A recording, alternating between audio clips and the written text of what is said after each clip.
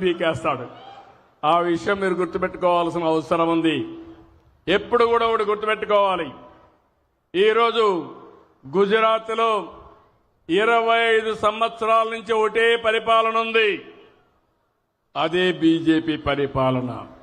అందుకే బీజేపీ గుజరాత్ చూస్తే అన్ని రంగాలలో నెంబర్ 1గా ఉందంటే దానికి కారణం సుస్థిరమైన పాలన, 25 ఏళ్లు కంటిన్యూగా ఉండే పాలన అని చెప్పి నేను మీకు తెలియజేస్తున్నా. ఇలాంటి ఎగ్జాంపుల్ చూసినప్పుడు నరేంద్ర మోడీ గారు కేంద్రంలో 3వ సారి గెలిచాడు. ఈరోజు మనం కూడా గుర్తుపెట్టుకోవాల్సింది డబల్ ఇంజన్ సర్కార్. మీ అందరికీ ఎక్కడ లేని బెనిఫిట్ వస్తున్నాయి. ఈ కష్టకాలంలో కేంద్రంలో బీజేపీ ఎన్డీఏ ఉంది కాబట్టి, రాష్ట్రంలో ఎన్డీఏ ఉంది కాబట్టి ఇక్కడ నేను గాని పవన్ కళ్యాణ్ గారు గాని బీజేపీ గాని సమర్థవంతంగా పనిచేస్తున్నాం కాబట్టి కష్టాలు తీరాయి, మంచి భవిష్యత్తు వచ్చే పరిస్థితి వచ్చింది. ఇది గుర్తుపెట్టుకోమని మిమ్మల్ని కోరుకుంటూ మరొక్కసారి ఆటో డ్రైవర్లకు అందరికీ హామీ ఇస్తున్నా. ఈరోజు ఇంకొక పక్కన మీరు చూస్తే ఊబర్ ఉంది, ర్యాపిడో ఉంది. మీకు నష్టం జరిగేది సరైన సమయంలో అవి మనం తీసేయలేం. కానీ ఈ డ్రైవర్లందరికీ ఒకటే హామీ ఇస్తున్నా, ఈ 2,90,000 మందికి నేను మీ అందరికీ అవసరం ఒక యాప్ తయారు చేస్తాం. మీకు నేరుగా బుకింగ్లు వచ్చేట్టుగా చేస్తాం. 3వ యాప్ మీకు వస్తుంది.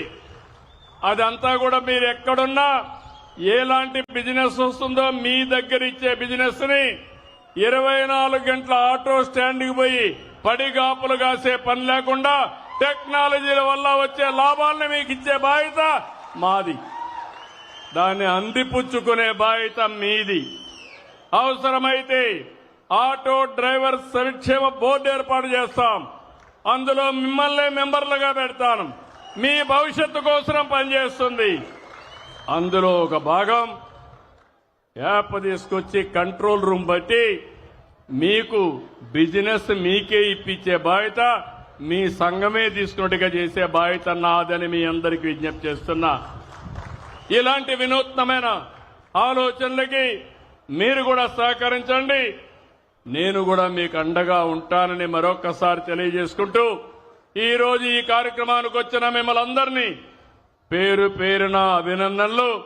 ఆటో డ్రైవర్లకు ఒకటే విజ్ఞప్తి, మీరు ఆటో ఎక్కినప్పుడు మీకు మంచి చేసిన ప్రభుత్వం గురించి 10 మంది ప్రయాణికులకు చెప్పండి. అది చెప్పి మీరు ముందుకు తీసుకెళ్ళండి. మీ భవిష్యత్తు బంగారు భవిష్యత్తు చేసే బాధ్యత, మీ పిల్లల భవిష్యత్తు బంగారు భవిష్యత్తు చేసే బాధ్యత, ఇండ్లు లేని ప్రతి ఒక్కరికి ఇండ్లు కట్టించే బాధ్యత మాదని మీ అందరికీ హామీ ఇస్తూ సెలవు తీసుకుంటున్నా. మళ్ళీ ఒకసారి విజ్ఞప్తి చేస్తున్నా, హ్యాపీ దీపావళి. పండగలే పండగల భవిష్యత్తులో ప్రతి ఒక్కటి పండగే. మీరు ఆనందంగా ఉండడం మాకు కావాల్సింది.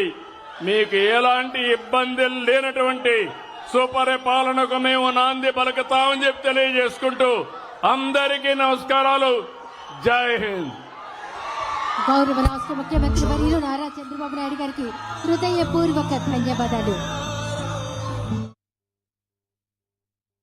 మా ఆటో డ్రైవర్ సోదరులందరికీ, వారి కుటుంబాలకి